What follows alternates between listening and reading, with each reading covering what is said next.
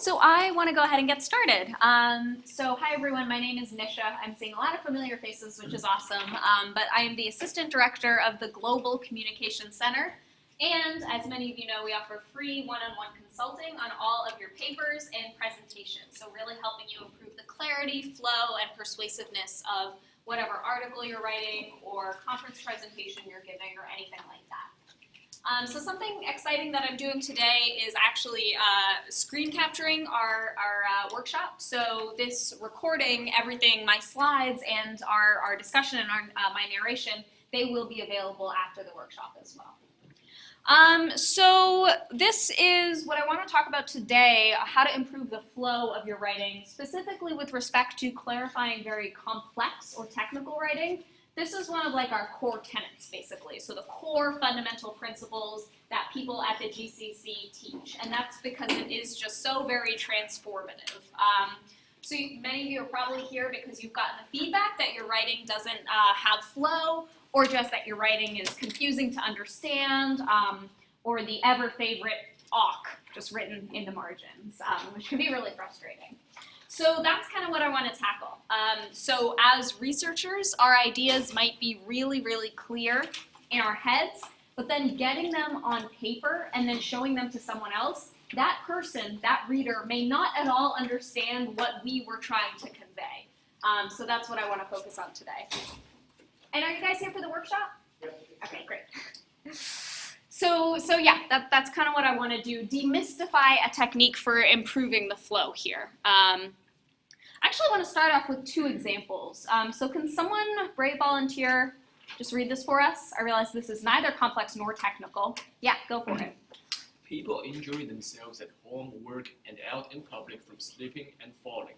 The material of the shoe sole, the material of the floor surface that the individual is walking across, and a contaminant like water or oil that may decrease friction between the two materials all contribute to slipping. Good, thank you. Would you mind also now reading this example? No? Okay. People injure themselves at home, work, and out in public from slipping and falling. Such slipping is caused by three main factors: the material of the shoe sole, the material of the floor surface that the individual is walking across, and a contaminant like water or oil that may decrease friction between the two materials. Good, awesome. Very, very similar, identical in content with just minor stylistic differences. Minor, but hugely transformative. So how many people liked A better? B? Yeah, definitely. So there's a lot of reasons that you may immediately be noting, but there's kind of one core one that I want to focus on today, and it's called the known new contract. So that's kind of going to be the core focus of our workshop. So before we get started on the known new contract, I want to sort of establish a baseline in terms of sentence structure, and I want to break sentences into two positions, topic and stress positions. And you should know that I hate grammar for the sake of grammar. I really only like grammar when it is like going to practically apply to something that I'm writing to make it more clear and more understandable. So everything we're talking about today, I'm going to try to use as minimal grammar jargon as I possibly can. So that's our first step, breaking sentences into topic and stress positions. I then want to give you the known new contract, which is sort of the crux of it. We're going to practice on a bunch of really, really technical examples. And then finally, I'm briefly going to go over how to make a GCC appointment. Okay, jumping right in here. So when we convey information, through writing and speaking actually, we convey it through content and structure. So two different things. The content, I can't help you with that. That's your stuff. You have the ideas and you have, the actual concepts that you want to be conveying to someone. But the structure, that is how things are put together, how these different ideas are put together in a way that makes sense to a reader. What I think is really, really important, and that why people say, oh, just fix up the grammar, what that is overlooking is that structure shapes your content. The structure of your writing absolutely shapes the content itself and how receptive people are and how easily accessible they're able to understand it. Even, especially, I should say, experts in your field. So So this is kind of a silly example, but I like using it anyways. So take a look at the same content in two different structures. Here's structure number 1. Here's structure number 2. Obviously exaggerated, obviously numbers, but the same thing still applies, right? You know, the structure of this is greatly transforming how we are able to access the content of it. So what I kind of want to push you, and many of you are already here, so I know I'm preaching to the choir, but effort spent deciphering the structure of a sentence, of a paper, is then effort that is not available for the actual content of it, for understanding the message. So for instance, when I'm looking at this, this sort of correlation between time and temperature, in the first one, I'm so exhausted by just trying to figure out what it's even saying. I have no energy left to look at any interesting trends that are emerging. So that's kind of a core premise. People who attend these workshops regularly know I like to start with like a theme almost. This is my theme. When your structure of your writing is simple, clear, direct, and straightforward, then people have a lower barrier of entrance to your content, and they're able to spend more time deciphering and focusing on the content, which is the good stuff. That's why they're reading it, you know. So that's just sort of a setting everyone up. But let's dive into the good stuff. So topic and stress positions. So sentences can be thought of in topic positions and stress positions, so broken into these two positions. So take a look at this sentence. This is going to be our sentence I'm going to use for a couple examples here.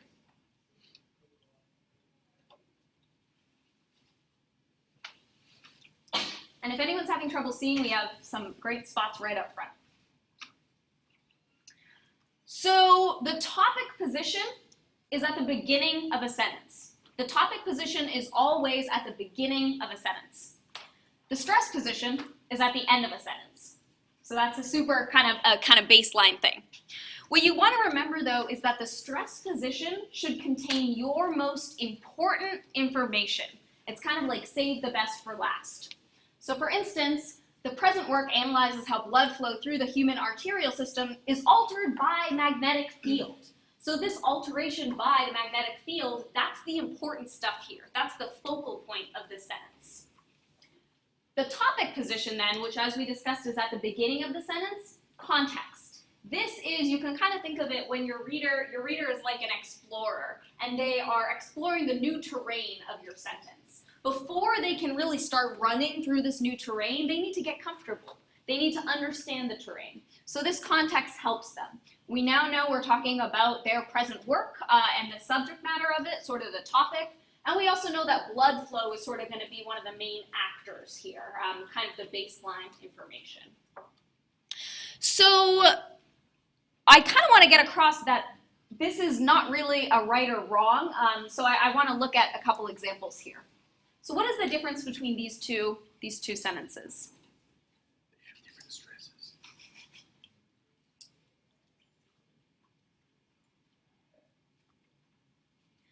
Which one would you say to your boss if you were supposed to upgrade your antivirus software and you forgot to do it?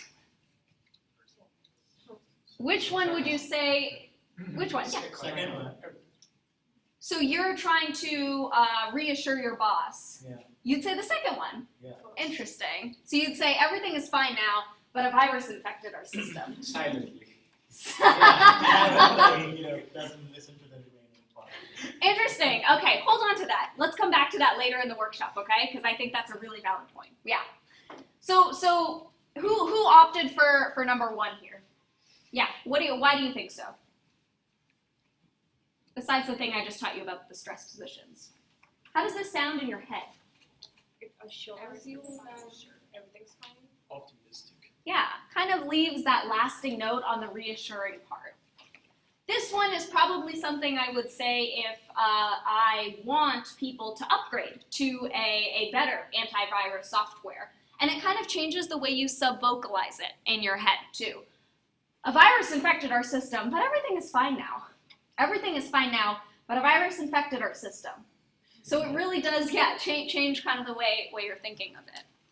Same thing, this is another, so this is another silly example, but I still like it.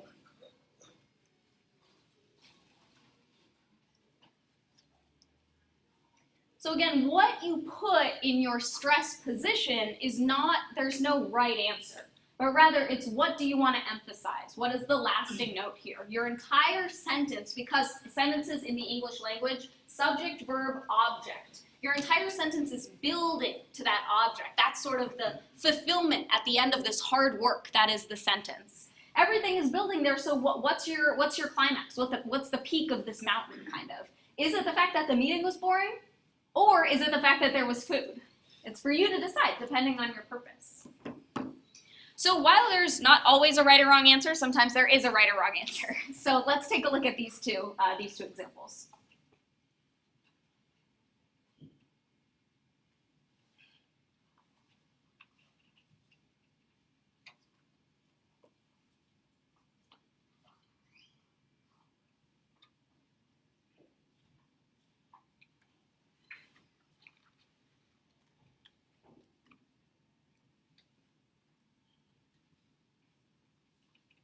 So when you aren't using your stress positions to your best advantage, when you're focusing on, for instance, some studies, your reader faces sort of a sense of disappointment almost. Not only a loss of momentum, but we want that ending part of the sentence to be the fulfillment, again, that we've been working so hard for. So this kind of leaves us, the way a magnetic field alters blood flow through the human arterial system has been analyzed in some studies. Not only is it disappointing, but we hit the ground running in this sentence. I'm like, oh my God, I don't have a chance to get oriented. I don't really feel comfortable. It's like I'm kind of getting smacked in the face with a ton of information. And then at the end of the sentence, I'm like, okay, in some studies, this all stuff has happened. So we receive the context at the end there. So those are topic and stress positions. That's the first message. Use your topic and stress positions, know they exist, and know that readers, this is actually reader reaction. So this is what readers of the English language are trained to already do. We can take that and push it one step further and get to the known new contract. So we already talked about how the stress position should include important information. You also want the stress position to include new information. When you are introducing a new concept that your reader hasn't heard of before, you want to put it in the stress position.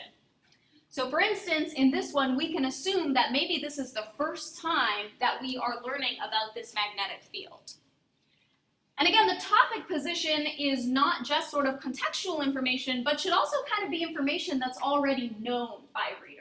So again, that familiarizes them with it. They know probably that they're reading about this present work and that it has something to do with blood flow. This is information that is known by them. So when you put these two things together, you get the known new contract. So I want to let you guys take a second to look this over.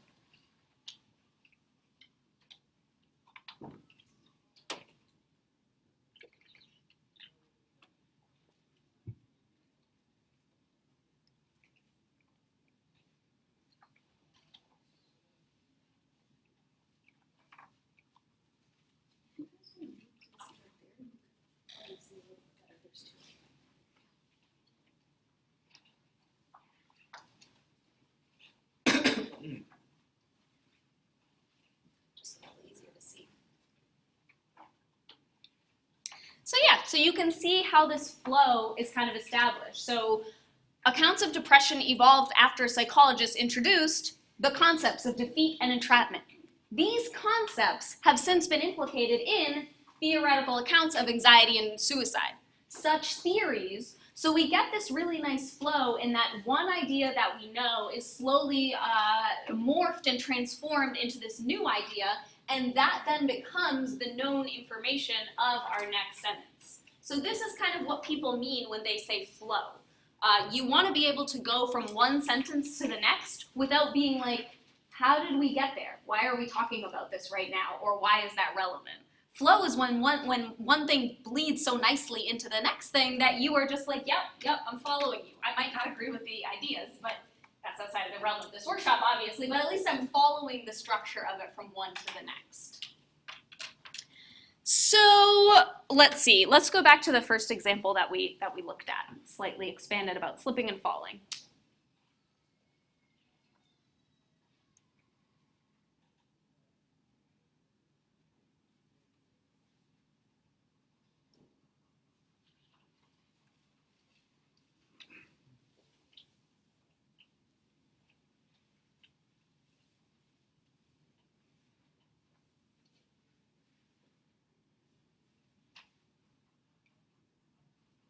So you can kind of see here, so people are injuring themselves. I would imagine the reader already kind of knows that or is aware of that. This kind of seems like, I don't even know what this would be, but maybe something like for policy or for a shoe company or something like that. So we know that people are injuring themselves, kind of contextual, and it is from slipping and falling. We then get the repetition of that keyword, some really nice effective redundancy, I think, is caused by these three main factors, X, Y, and Z. And then we can kind of see how the topic position of the next sentence sort of limits the previous ones. What you do need to worry about, though, is when you have like three things in the stress position, that is burdening your reader a little bit. So you can kind of think of me handing you like bricks to carry with you. The stress position, these are the bricks you need to take with you to the next sentence. Unfortunately, if I give my reader too many bricks, if my sentence is too long, which really is what the stress position is about, if I'm like trying to cram a bunch of stuff in there, the reader might drop the bricks all over the place, aka forget what we were just talking about or not follow you anymore. So what you can do is something like this.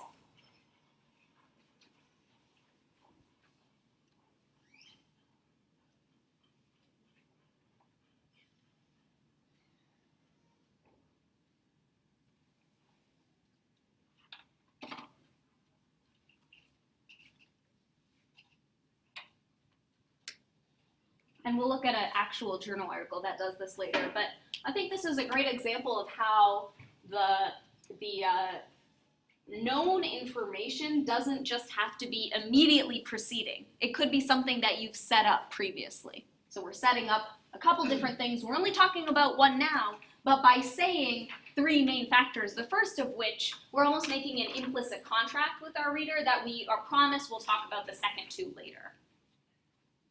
So when defying the no new contract, a number of things can occur, but I want to illustrate those actually with this.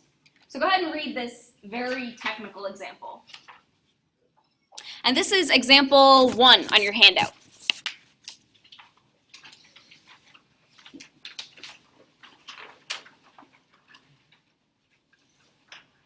There's some in the back.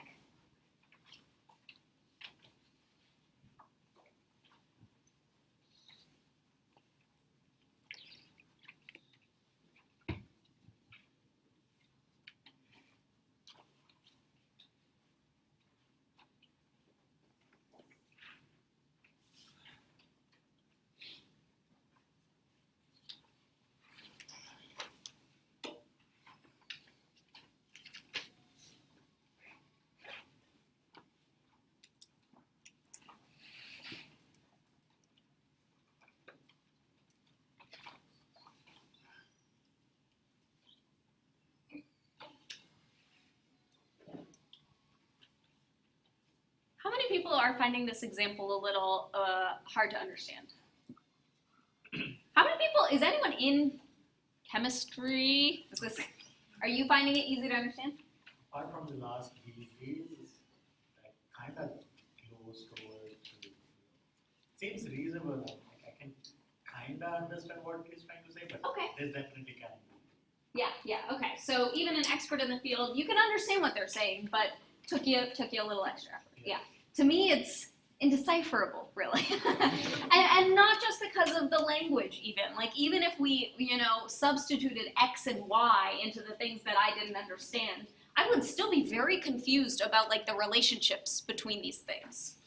So let's take a stab at revising this. So go ahead and see if you can revise. Let's just revise the first sentence in this excerpt according to the no new contract. And there's some space on your handout if you want to sketch out a little how that might go. So just revising that first sentence.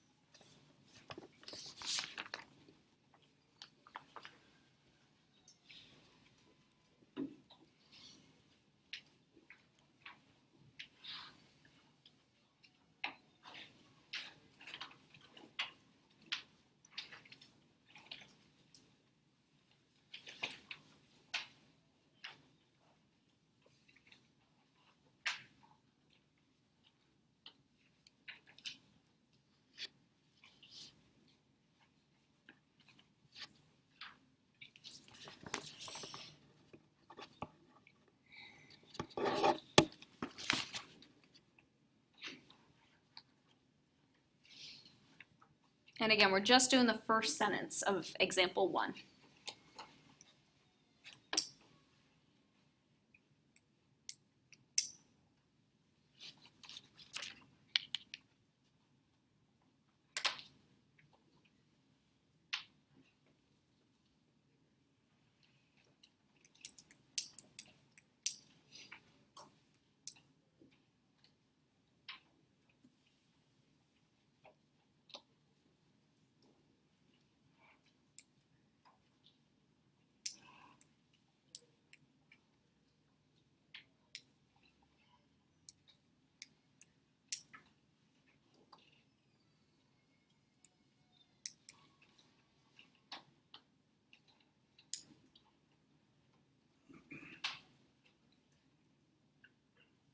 All right, any takers? Anyone want to volunteer? Yeah. I think actually, I'm not sure the direct measurements between the new clause inside this is to I don't know how to disorganize and DG and DC, let's say, determine the enthalpy of the hydrogen Okay. bond formation. So you'd say DG and DC determine the enthalpy of the The hydrogen? direct measurements between DC and Oh, okay, gotcha. Yeah, the direct measurement between DG and DC has determined the enthalpy? yeah, determine the enthalpy of Something of that sort, but I mean, I could paraphrase like we used direct measurement to determine the enthalpy of hydrogen bond formation between DG and DC. Yeah. So I got something, I found it a little more straightforward just to say we directly measured. Because I felt like that was the verb, right? Verb should voice action. Yeah, so we directly measured I don't know, in scientific journals at least it's common to say we use direct measurement as opposed to saying that I directly measure because you rarely do something directly. Yeah. It's mostly some machine or some tool doing it and then you rely on those readings. Okay, so it depends on whether you were actually doing the measurement or some other external So tool was. in human subject experiments, you actually do it, measure it Point by taken. yourself. Yeah. I have a question. So the first person makes the most sense to me, Yeah. but if you have to be more technical and have to use the third person, how would you use that here? What about this? Okay. Yeah, I get that question a lot. Yeah, definitely. So first person has gotten a bad name, bad rap in the sciences, and for good reason for a lot of times, right? Like it's not about you, it's about, what was done, and you want to be objective, it's not really about who was doing it. But actually, when you look at, and I do this, don't take my word for it, oftentimes I would assume this is something that you would find in the introduction section, right? When you're sort of introducing almost what you were doing. I would argue and not just I would argue, in the introduction section, the first person is actually used a lot. So the we, Not usually I, because there's usually more than one person, but the we, and if you want to avoid it, this study, which kind of equals the same thing. Anyone want to argue against me? Or argue against this revision, too.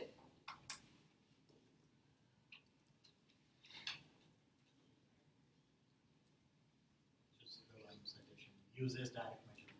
Uses, yeah. So, anyone here familiar with Joseph Williams? Oh. So Joseph Williams, read his book. He has a book, 10 Principles of Style.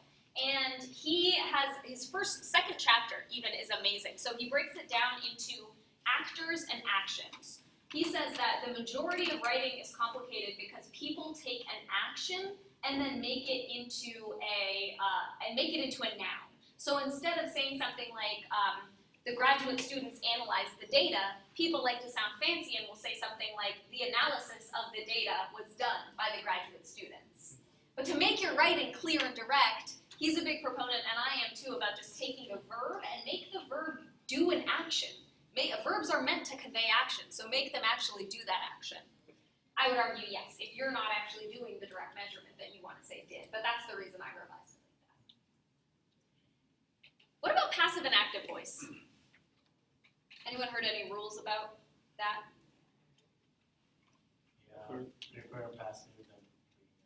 Prefer passive, okay.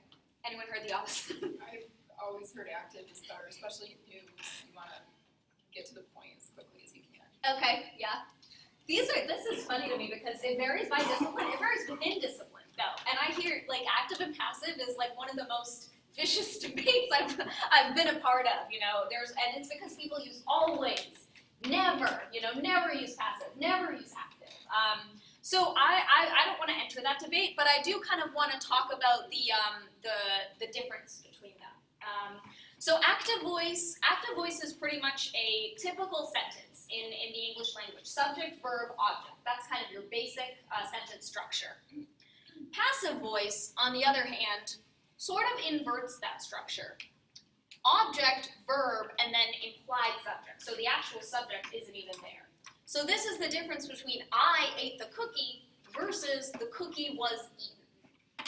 Really the main difference there, and it's not about right and wrong, it is about what is the emphasis. In active voice, we have me. I, the human being, am a big part of this. It is me who ate the cookie, and I'm an important part of that. That's why active voice is used a lot in the humanities, specifically the first person active voice. In contrast, passive voice used a lot in sciences, specifically in the methods section. When you're talking about your procedures, what was done, it doesn't matter that you did them. We know you did them. You're not even important here. What is important is the action, the fact that the cookie was eaten. So even within one field, even within one journal article, it can vary whether you're using passive or active voice. So yeah, don't let the always and nevers get you down. It really is a deliberate decision there. The one thing I would say about passive is that it tends to, so it is compatible with the no new contract. So again, we could see through direct measurement, and this is kind of similar to what you were saying, the enthalpy was obtained. So this is in passive voice. The only thing wrong with passive, which is why some people say never say passive, it has the tendency to get complicated. Because we're inverting a normal sentence structure, sometimes it can get too crazy and confusing. So just keep that in mind. Okay, cool. So that's me debunking a little bit. I want to open this up to questions. I first want to raise my own questions to myself because I've done this workshop a lot. This is probably the number one question I get. Won't this make my writing seem too simple, too kind of dull, too boring? So my answer to that is I have worked with hundreds of graduate students, and I have never once felt this is too easy to follow. It's too easy to read. I may feel you may want to add some sentence variation. Maybe you can have a couple more shorter direct sentences. Maybe you want to combine some of them with a semicolon or a colon or something like that. So you can vary sentences through, punctuation and stuff like that. But never have I felt, people really only notice sentence structure when it's bad. they don't notice it when it's good. I would also say to this, there's like this endemic attitude, I guess, everywhere. I want to say just academia, but it's really everywhere, that sounding fancy makes you fancy. Like sounding complicated makes things complicated. So let me use this complex structure to make my ideas sound really complex. And I don't agree with that. Like if you have to use a complicated structure to make your ideas seem complex, then your ideas probably aren't that good. So that's my rationale, right? Your ideas should be able to hold their own weight, stand their own ground. You shouldn't need a complex backward sentence structure, really choppy from one sentence to the next, for me to be like, oh yeah, that's a good paper. So that's fully what the GCC is about. Those of you who made an appointment, all about clarity. And then if you want to make things a little more subtle, you can have that option. But yeah. Any questions or comments about that? It's definitely not a case closed type thing. Yeah, a lot of people would strongly disagree with me. Go ahead. Yes, and you can spice up the words if you don't want to overcomplicate the structure. Definitely, So yeah. this is your- Vocabulary, yeah, variety, yeah, definitely. I think usually we need to put the topic and the next the stress of the next topic to the previous stress. We must relate it. Do we need to follow the way strictly? So you can definitely, there's always times when you want to break things, and definitely break them. I don't know if you can do that the entire time, or your topic position might be from a previous section or something like that. But I think by rule of thumb, do it more than you don't do it. And actually, I saw the examples in the slides where you said how complicated some method have been studied in previous work. Mm-hmm. I think it's very common in scientific works, research papers. Yeah, just because it's common doesn't mean it's effective, though. Yeah, so I think that's a good point, though. But other people are doing it, right? I think that what we know about people often in the sciences aren't, doing a lot of asking style masters or asking people who've studied reader reaction, how do I make this better? So that's kind of what this new wave is trying to do, kind of. Yeah. Someone say something? No. Let's look at an example.